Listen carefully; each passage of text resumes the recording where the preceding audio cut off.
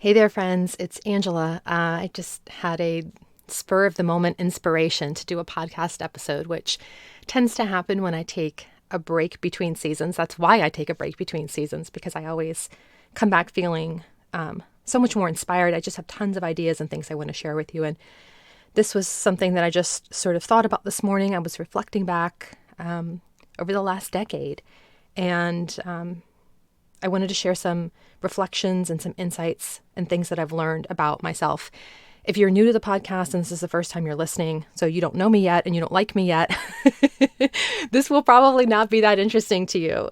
This is for the folks who have been following my journey for a while, and hopefully some of the things that I've learned will be interesting for you to listen to. And I'm just going to share it because I feel like sharing it. And yeah, so here I am. I don't normally do stuff like this, but I'm trying to do it more. So here I am. One of the things that I've learned about myself this decade is that I actually am a people person. I think for years I'd been telling myself this story that people just sort of like wear me out, or I don't like people, or I like cats better than I like people. But what I realized is I actually do like people. I just didn't have good boundaries. When I have appropriate boundaries with people, they really aren't that draining because I don't allow them to be. And I realized that I just allowed too many people to consume way too much of my time and my energy. And then I assumed the problem was me. Like I'm an introvert, or, I don't like being around people, or I don't have people skills, whatever story I had about that. But no, I was just giving my time to people who exhaust me and didn't give anything back. So one of the things that I've really learned over the last few years is how to invest more of my time into the people that are nourishing to me, and to invest less, or none preferably, of time into people that don't. And sometimes those people are people that are related to you, or people that you sort of can't avoid, and that's where the investing less comes in, to match my level of investment in what they're giving back to me, and make sure that I'm not continually giving while they just take, and sort of limiting my exposure to people like that in my life. So that's been an important realization because, I want to like people. I want to feel connected to all beings. And I had stories that were sort of separating me from other people, making it feel like, I don't like people, or I have to limit my time with people. I don't. I just have to show up really authentically, and I have to have good boundaries. Because not being authentic is really exhausting. If I would meet someone new and I'd be more concerned with what they think about me than, learning about them, or finding out if we're a good fit, or enjoying the conversation, yeah, that is really draining, because it's like you're on all the time, It's like I'm performing Angela instead of just being Angela. And the more that I can focus on, like, how do I feel in this moment? What do I want to talk about? What am I interested in? Instead of just, trying to be what someone else expects me to be, or wants me to be, or try to live up to their ideals, being authentically me and just letting the chips fall where they may is so much less exhausting. I can be around people for long, long periods of time now and not feel like I need to recharge alone when I'm being authentic. So when I start to notice that people are draining me, it tends to be one of two things. Either I allowed boundaries to be crossed. I started noticing, okay, this is not feeling good. This is feeling unhealthy, or this person is sort of like taking right now, and I need to cut it off, and I didn't. Or it's a situation where I'm trying to be something, I'm concerned about what other people are thinking about me. And if I can just sort of like drop back into my body, get out of my head, drop into my body, and just be myself, I really do like being around people. So that's been a really important realization about myself over this last decade. I've also figured out my core value. I've figured out the motivation that drives me as a person, and that shapes all of my decision making. So obviously, there are multiple things that motivate us. But I think at our core, we all have one primary driver that sort of trumps everything else. So some people are motivated by love, or companionship, or money, or inner peace. For me, the core value is freedom. Freedom is what motivates me more than anything else, to be able to do what I want and make my own decisions and be in charge of how I spend my time. That freedom to just have choices, like that is so, so, so important to me. When I feel like my freedom is limited, It shuts me down in a way. And I feel like I will do anything to remove those obstacles. And the way that some people will remove any obstacle to make more money or, to have love or, whatever it is that motivates them. That's my core thing, is freedom. And I feel like I've really accomplished that in this decade. At the start of the decade in 2010, I had just left the classroom. I was doing math and literacy coaching. And that was the first sort of taste of freedom for me because I was an independent consultant. I wasn't working for a district anymore.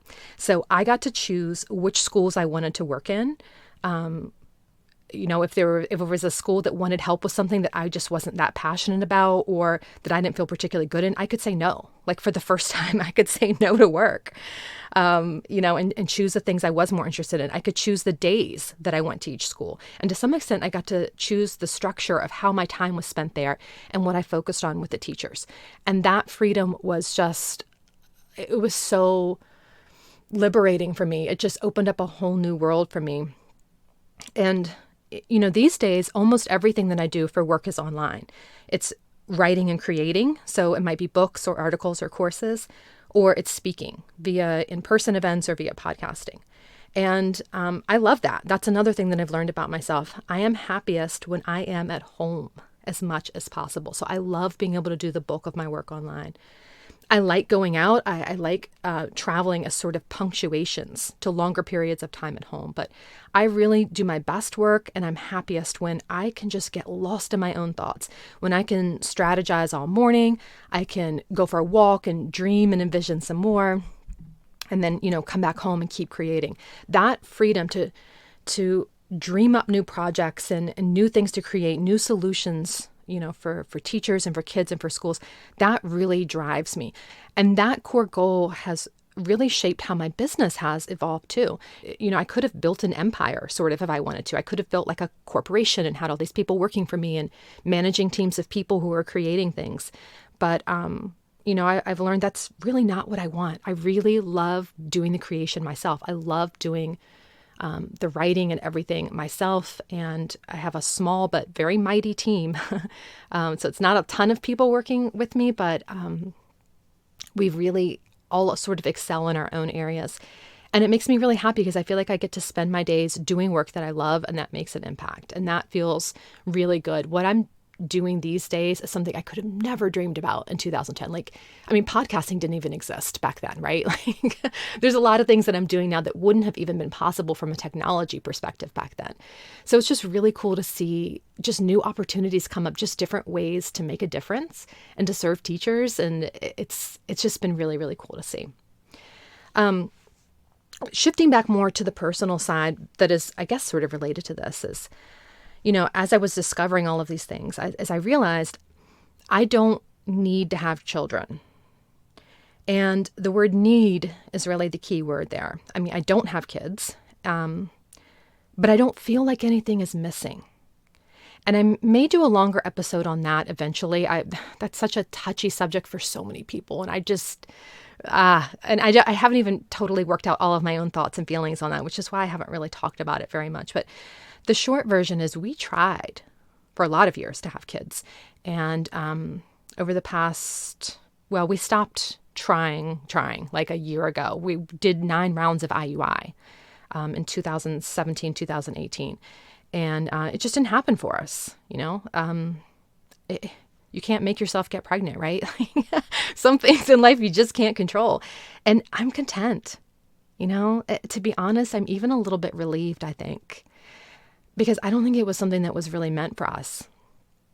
I really like our life. I like what we've built. I like our lifestyle. I like our dynamic together. I like how I spend my time. And I don't feel like I need anything more than what I have, honestly.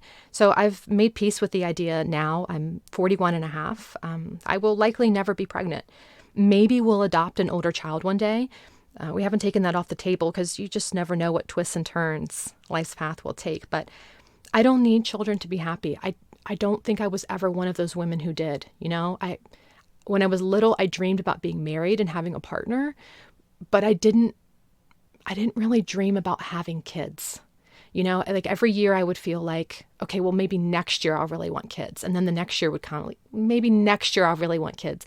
And then I was 39 and I was like, whoa, we need to like get on this. Like we need to get to a fertility specialist and we need to get some help here because it's just not going to happen if we don't take some additional steps. But even then, it wasn't something that I felt like, I know that some people just feel in their hearts that they don't get to be a parent. Like their life is just not complete. That's just that's their destiny. That's their path. They need that. Like it's just an integral part of their life. And I just never felt it. And I didn't want to feel like I was missing out. But, I felt like we did just about as much as we could do. I couldn't move forward with IVF. I felt like that was just a step too far. I just wasn't willing to do all of that to my body and spend all of that money and that time investment. It just, as I said, I'm content. I'm really, really content with what I have. So we didn't move forward with that. And okay, I guess I shared most of what I would share on a separate episode about this. So now you know where I'm at with that. But that's my realization. I don't need to have children. So that's where we landed. I could say more about that. I'm not going to. I could talk about my husband's feelings about all that, but let's suffice to say he's fine. He's good with this too. Let's talk a little bit about that, about marriage. One thing that I've realized is that what I want from a long-term partner really shifts over time. And marriages go through phases. Now, if you have been married a long time, you're probably hearing that and thinking, well, like, duh, that's kind of obvious. But I was a newlywed at the start of this past decade. We got married in June 2009. So, we've been married for just over 10 years. And basically, most of what I know about marriage, I've learned in the last 10 years. So I have a lot of reflections about that, too. I'm having to realize what a long-term partnership looks like. And I've had a lot of realizations about that over this past decade. In the beginning, I was a lot more concerned with having a romantic relationship like you would see in the movies. But what I actually want from my husband now is to have a true partner, someone to equally shoulder the burdens of running a household and, just maintaining our lifestyle, just the day-to-day stuff. And it sounds a little mundane when I say it that way, but I mean, the truth is like, I want to be a power couple. That's really my vision, where we are each doing big things and following our dreams, and we have our own independent goals and then we have goals together. So we're also building something together. And I feel like we're living that. And it's really exciting. As an example, in 2018, I don't think I ever announced this publicly, but we started a charitable organization, a nonprofit called the Kirk and Angela Watson Educational Foundation. And we give 10% of our income to that foundation, and we distribute it to charitable organizations, mostly education related. And that was huge for us. I mean, that was a seed. My husband planted that seed in my head. Like when we first met, that was something he'd always wanted to do. And it's been a dream of both of ours for a long time. And now we're doing that together. So, that's like hashtag marriage goals for us now, compared to when I was a newlywed and I was concerned with like how often he brought me flowers or, did he notice that I got my hair cut? I don't feel like I have the marriage thing figured out, but one thing that I know for sure, when I'm growing with my partner and we're both committed to self-development and being the best humans we can be and working toward those shared legacy goals, that feels really good right now. Like I feel like we're both really, really focused on long-term legacy, and long-term big goals together. And that's really exciting. It's exciting. I would not have envisioned that 10 years ago, for sure. My head was just not in that place at all. Another thing that I've learned this decade is about how important friendships are to me. And I think this is related to the boundary stuff that I shared earlier. Because I have a much more astute read on people now, and I can tell if someone is like my people right away, if they're going to be able to mutually invest, if we're going to mutually invest in each other, basically, and have a healthy, give and take type of friendship where we both like kind of show up for each other in the same way. I feel like I realize how few people there are that are like that. And so I treasure those relationships even more. And it's sort of an interesting dichotomy because it's like, I know there's not that many people that I could be close to. And yet I feel like I have an abundance of friendships. Like, there's only so many people that you can have, deep, meaningful connections with, right? Like I don't need hundreds of those people. I really don't even need dozens of those people. I feel like I have, like I'm open to new friendships. I'm always open to new friendships. But I have an abundance of really high quality people in my life right now that meet all different kinds of needs. And, actually, I'll tie this back to the marriage thing. That's another thing that I've realized is I was really looking to my husband to meet like all of my needs. Like that's a really 21st century Western conception of what a marriage is, right? Like that person is supposed to be everything for you. And I'm realizing now like how important my friendships are too, because, there are some things, some activities that I like to share with my husband, other things I like to do with this one particular friend, other things I like to do with this other particular friend. Like different people's personalities bring out different sides of my personality. I have a lot of different facets to my personalities, a lot of different interests, a lot of different things that I like to spend time doing. And having like a multitude of just awesome people in my life to spend time with, I just treasure that so much more. I think I was really focused on like that one partner earlier, like I think I invested more in, when I was in my teens, I was that girl who would ditch her friends for a boyfriend. Does that sum it up for you?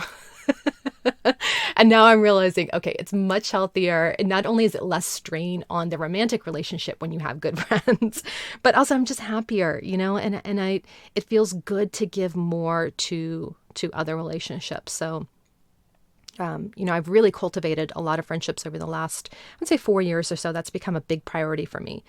And it just adds so much to my life. It's fantastic. So another realization that I've had about myself is how important it is for me to have a change of scenery.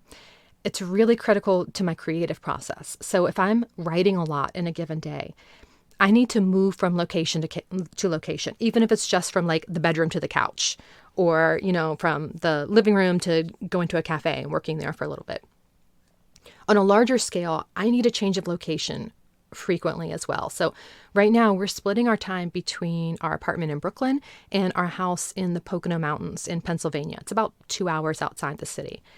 We've had this house now since it's been like 5 or 6 years, and it has been just such a game changer for me to just get away from all of the craziness in the city. I've always lived in apartments. I've always lived in cities, and that was the first time we got the house. I think it was like 2014, 2015.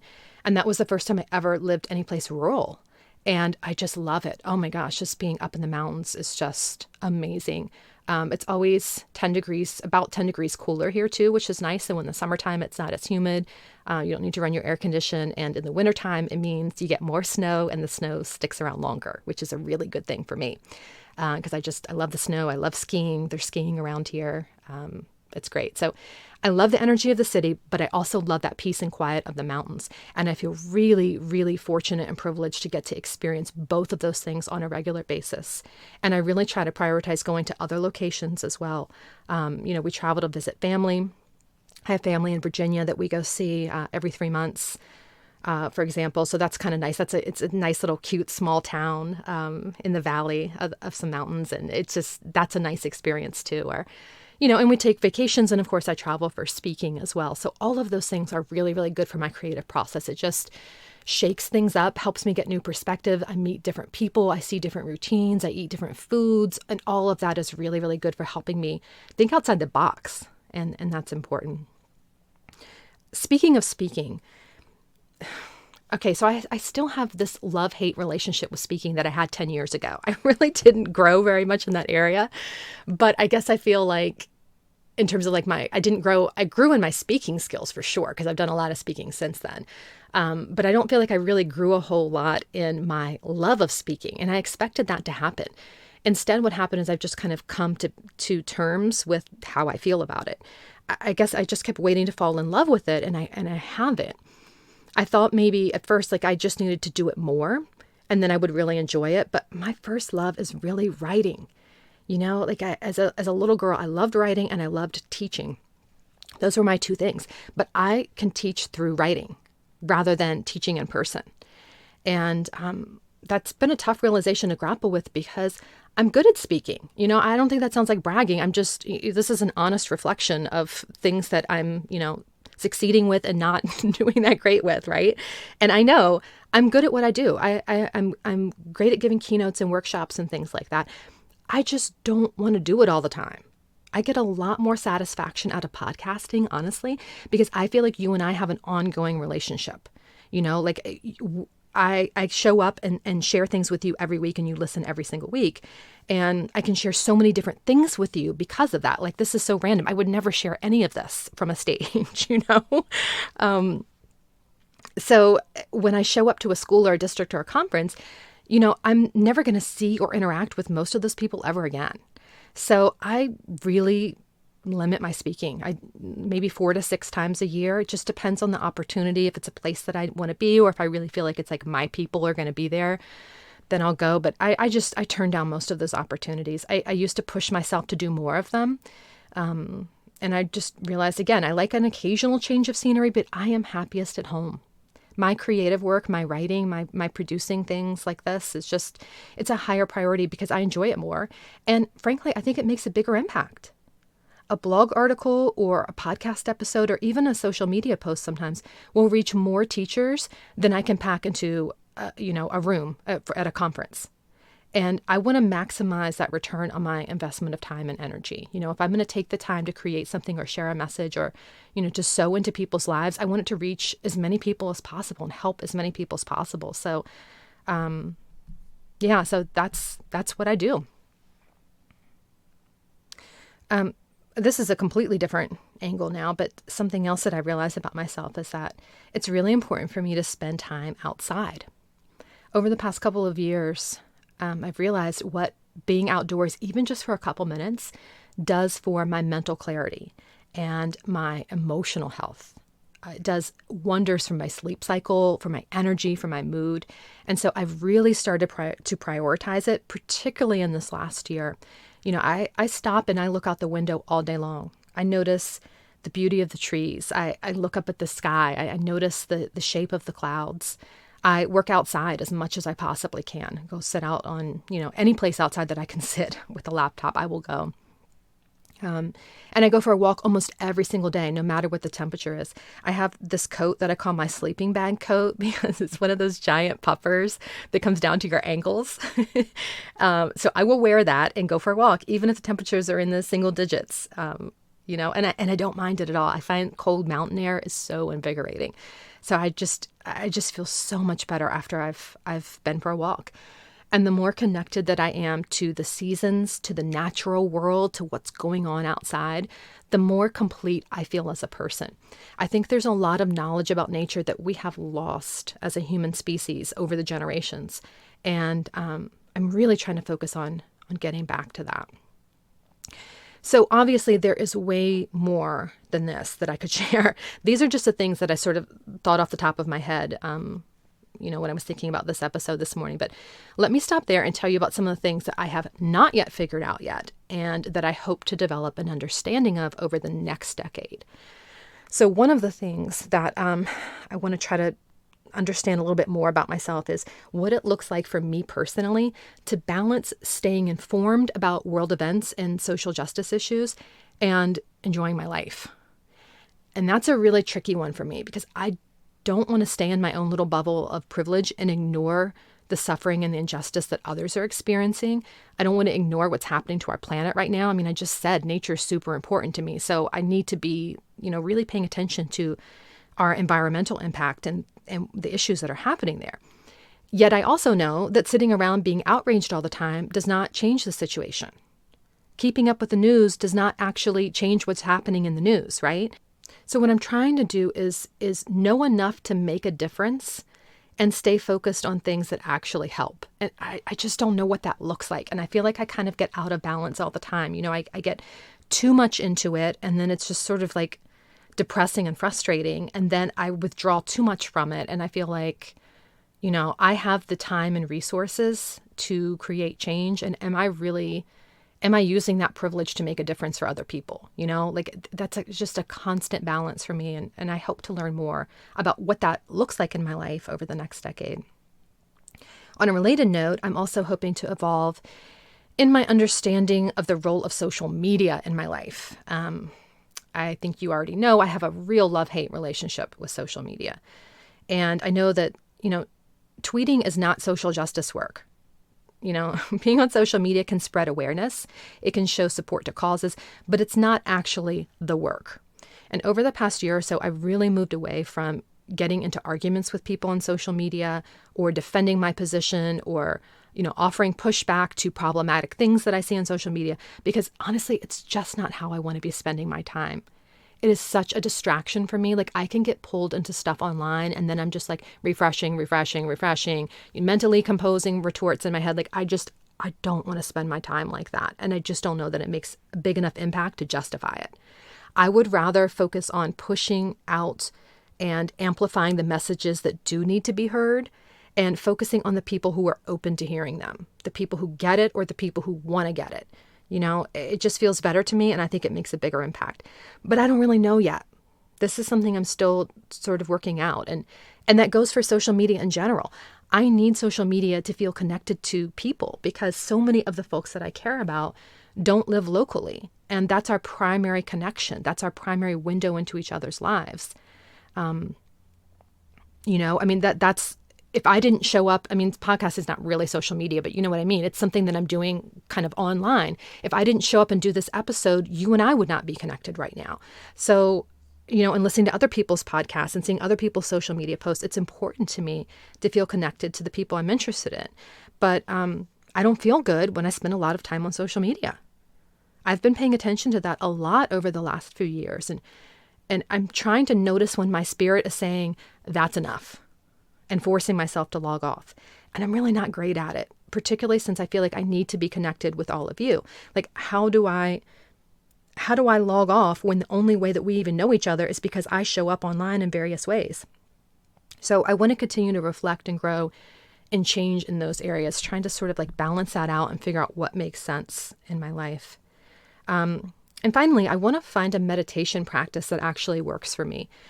I rarely meditate. When I do, I feel great afterward. I have so much clarity, but I really just don't enjoy it. I still find it super hard to discipline myself to do it. My brain is just going all the time. And there's a lot of positives to that, but I also know there's great value in being able to let those thoughts go and to clear your mind and to sit in stillness and sit with the breath.